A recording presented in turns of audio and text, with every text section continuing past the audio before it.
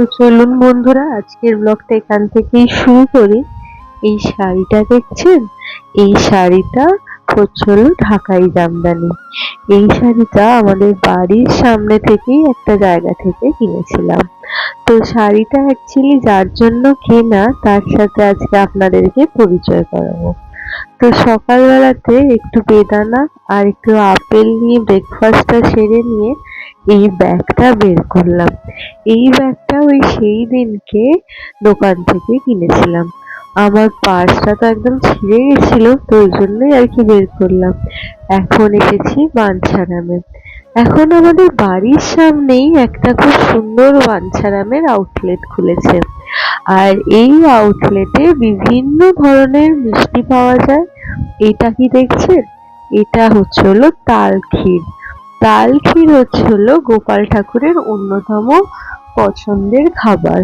বিভিন্ন ধরনের মিষ্টি রয়েছে, তার সাথে জন্মাষ্টমীর জন্য ননিও রাখা রয়েছে।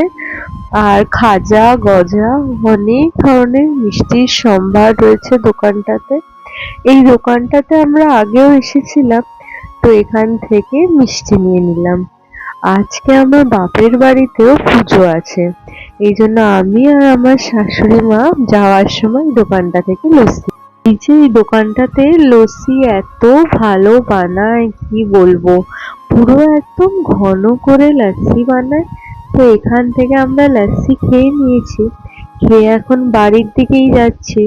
আর এখন না ঘড়িতে প্রায় 4টে 5টা মতো বাজে, 5টা মতো বাজে না, জন্য না বেশ চারদিকটা আলো আছে। আর কতদিন বাদে সেই ছোটবেলার চেনা জায়গা দিয়ে হেঁটে বাড়ি যাচ্ছি। আগে তো এই রাস্তাটা দিয়ে যাতায়াত করতাম, সে স্কুলই হোক আর কলেজই হোক, যেখানেই যেতে হতো ট্রেন ধরি বা ট্রাম ধরি বা বাস ধরি, এই রাস্তাটা দিয়ে আমাদেরকে মেন রোডে উঠতে হতো।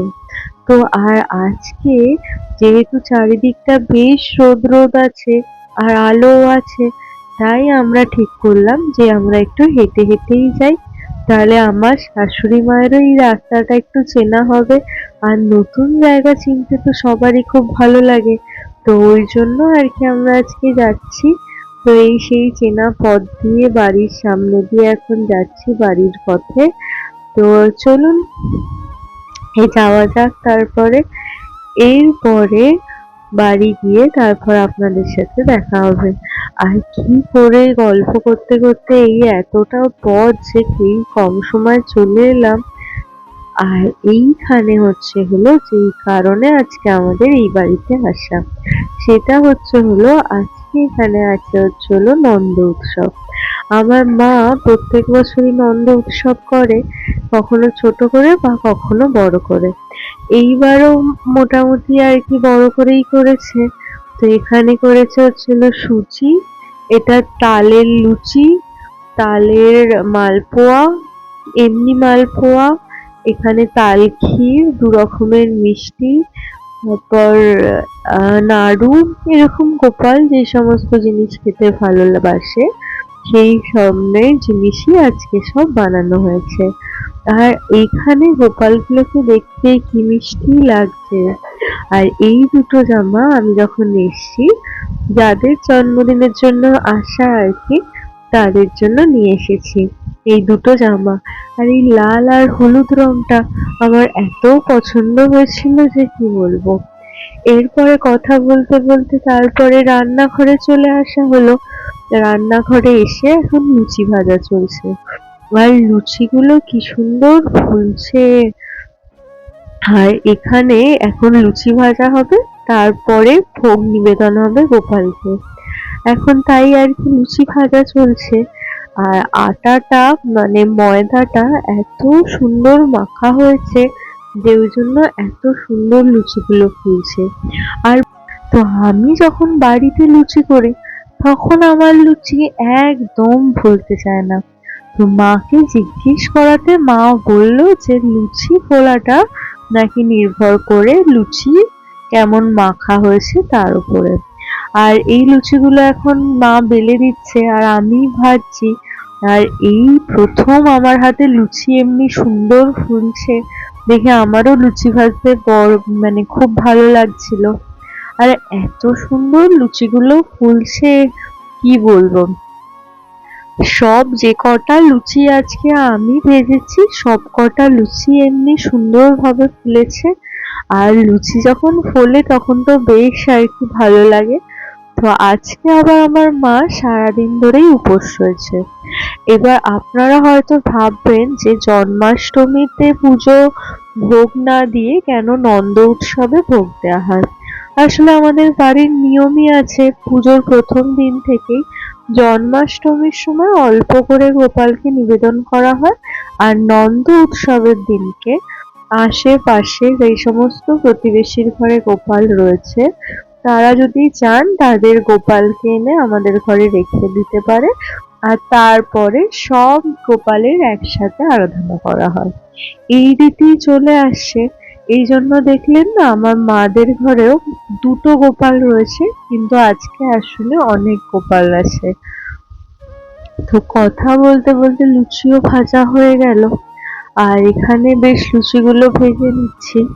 ভেজে নেওয়ার পরে এবারে আর কি ঠাকুরকে নিবেদন করব, মানে মাই করবে আর কি।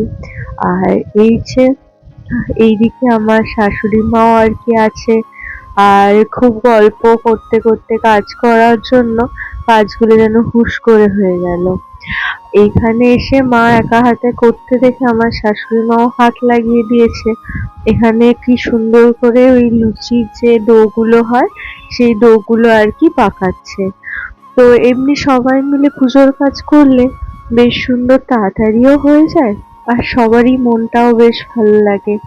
তো এখানে ওই লুচির আর কি ময়দা গোলা চলছে, আর এরপরে লুচিটা হয়ে গেলেই আর কি ঠাকুরকে নিবেদন করা হবে।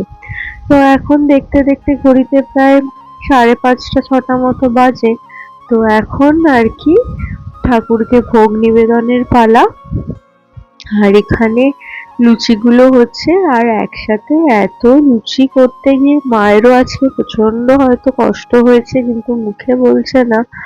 আর এখানে আর কি ঠাকুরের জন্য সব আয়োজন করা হয়েছে। আর এখানে লুচি সুজি এগুলো তো আমি আগেই দেখিয়েছি। এখন ঠাকুরকে সব নিবেদন করা হচ্ছে আর কি। তো এই জন্য আর কি এখানে এমনি বসে পড়া হয়েছে। আমারও খুব ইচ্ছে ছিল একবার জন্মাষ্টমীর দিনকে গোপালকে 56 ভোগে ভোগ দেওয়ার, কিন্তু সেটা আর হয়ে ওঠেনি। কারণ সেটার ইচ্ছে আছে পরের বার যদি সময় সুযোগ হয় তাহলে বেশ গোপাল ঠাকুরকে 56 ভোগ করে সবটাই ঘরে বানিয়ে গোপাল ঠাকুরকে ভোগ দেওয়ার খুব ইচ্ছে রয়েছে। তো এখানে মাও বেশ অনেক আয়োজন করেছে। আর এখন হবে হচ্ছিল অঞ্জলি আরতি, এখন আর কি সব সাজানো হচ্ছে।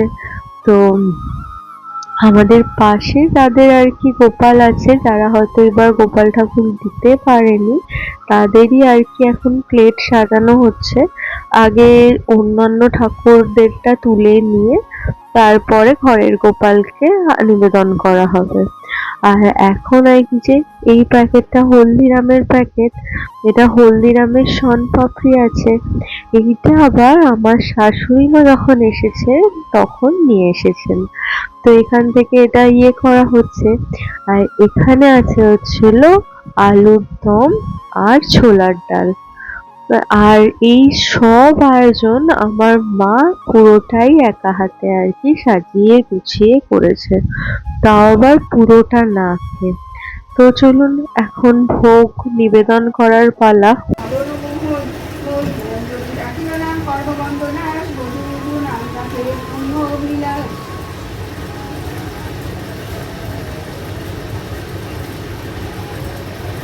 মাকে শ্রীকৃষ্ণ গেল ছাই নীলাবান আকার করে তিনি নিকুঞ্জ টানে আগুনেতে দোললীলা আশা ছিল মানে কৃষ্ণধাম তারাই ফেরবো কেমনে চৈত্রতে কোকিল ডাকে তুমি তো স্বরে কৃষ্ণলীলা। প্রদীপ আর ধূপও জ্বালানো হয়ে গেছে, আর ঠাকুরকে ভোগও নিবেদন করা হচ্ছে। আর এত সুন্দর লাগছে জায়গাটা যে কি বলবো। তো এখন সব শেষে আরতির পালা।